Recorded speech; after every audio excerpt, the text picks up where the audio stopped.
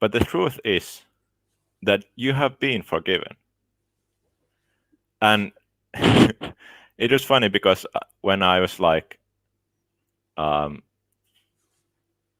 I was writing notes for this teaching, I was like, yeah, there's the point. You have been forgiven.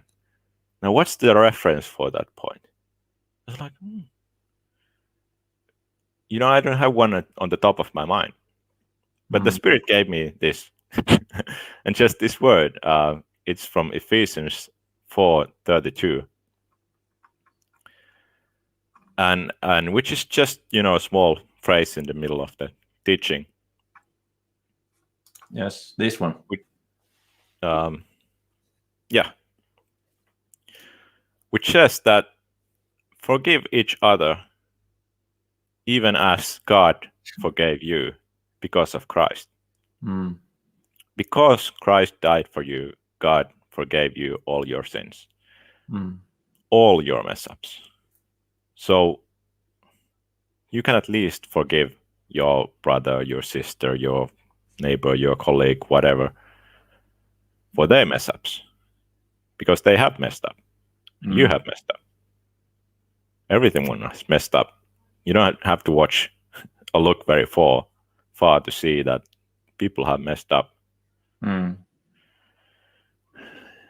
But you are forgiven of that. When you receive the good news that Jesus died for you on the cross so that you don't have to be there.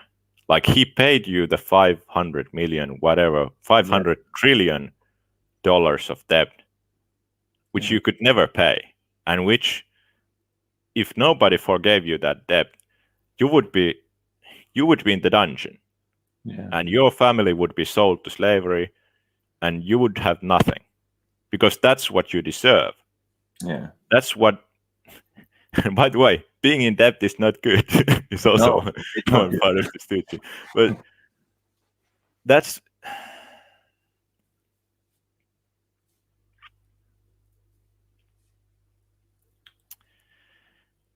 If somehow we could just understand this one point, that we are forgiven and we have been forgiven our mess ups.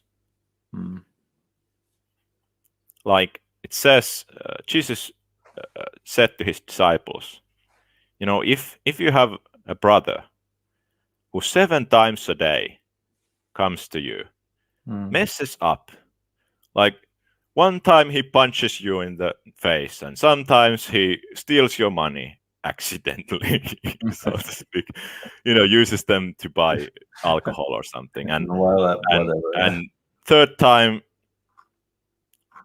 accidentally commits adultery with your wife and whatever, like messes up really bad, and you, like, in the natural you would hate this guy. Like, what a freaking always getting in my face.